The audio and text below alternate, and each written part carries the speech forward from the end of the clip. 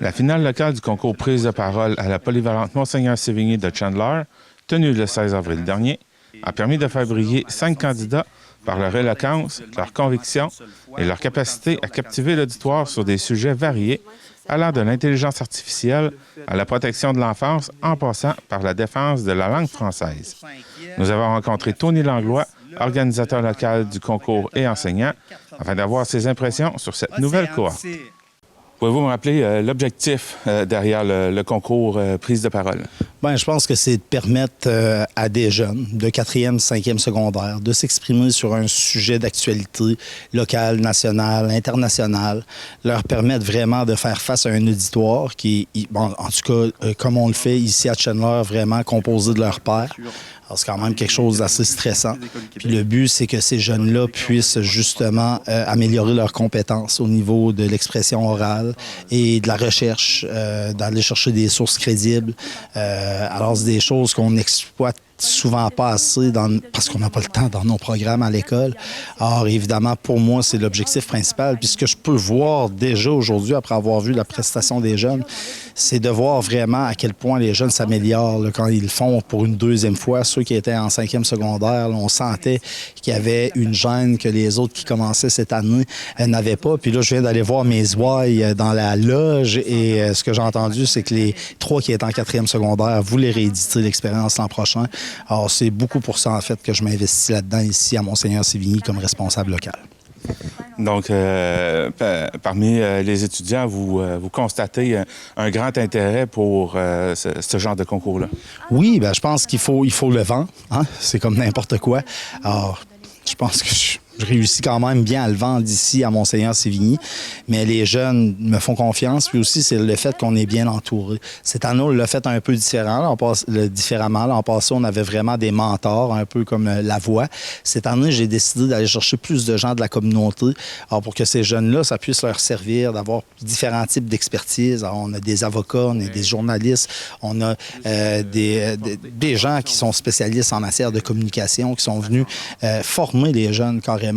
Puis ça, je pense que c'est gagnant aussi. Puis ça fait que ces jeunes-là ont un calepin d'adresses bien rempli, je pense, quand ils sortent du secondaire, quand ils ont, je ne sais pas, moi, un avocat, un journaliste, un préfet de comté et tout ça. Alors, ça leur permet de prendre la parole puis de véhiculer vraiment ce qui est important pour eux. Bonjour Thomas. On peut constater aussi que parmi les différences par rapport aux années passées, l'an passé, c'était 7 minutes. Vous avez monté ça à 12 minutes. Pourquoi?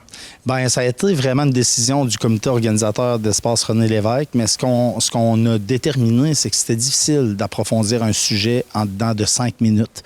Alors, c'était que explorer en surface.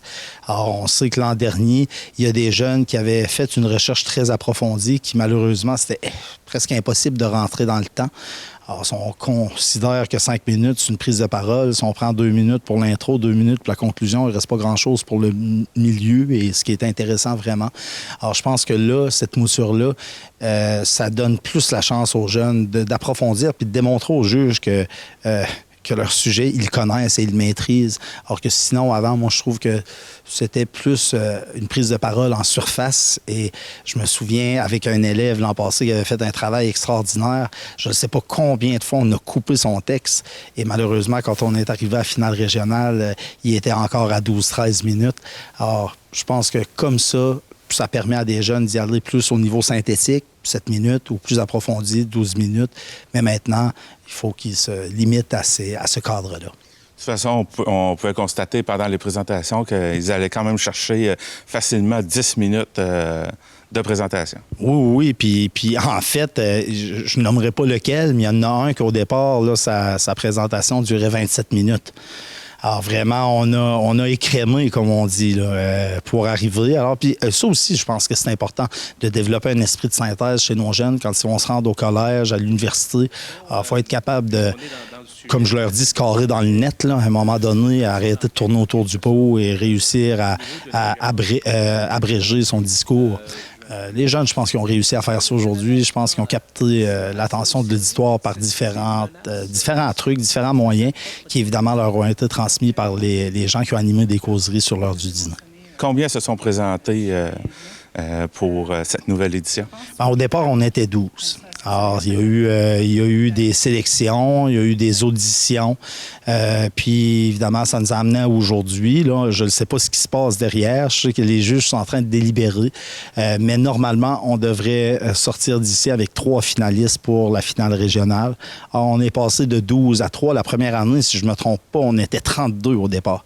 Alors, c'est ça. Mais ça fait partie du... Je m'en vais dire de la partie. Ça fait partie de la game, en fait. Alors, il faut arriver à un nombre d'élèves maximal pour la finale régionale. Alors, c'est ce qu'on fait avec cette finale locale-là ici. Puis, c'est comme dans tous les concours, c'est pas tous les gens qui s'entendent là-dessus. On a tous des préférences subjectives en regard de la façon que les jeunes ont abordé leur sujet.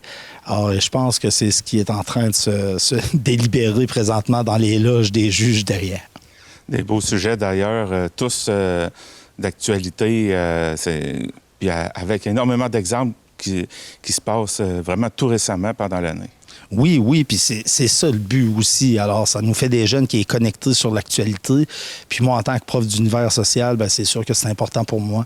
Alors, de développer un argumentaire, de développer un esprit de synthèse, de faire une recherche, de trouver des sources fiables, de différencier un fait d'une opinion, comme le dit un de nos participants ou une de nos participantes. Alors, je pense que c'est très formateur comme projet. Quelque chose qu'on pourrait rajouter?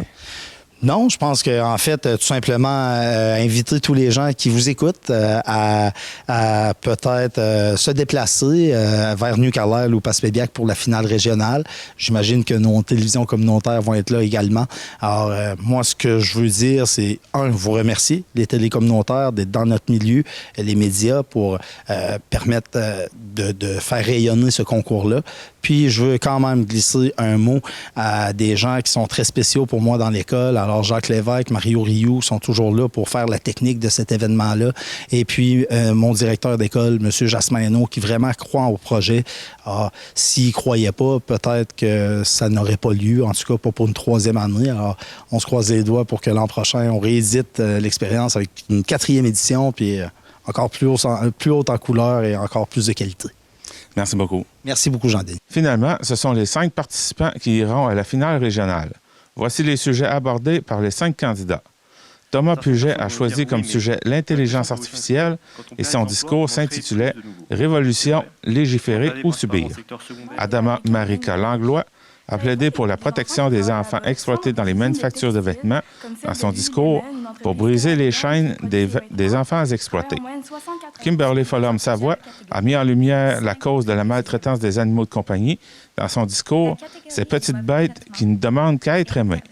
Thomas Froh a abordé l'impact des réseaux sociaux sur la démocratie dans son discours « La démocratie prise dans la toile des réseaux sociaux ».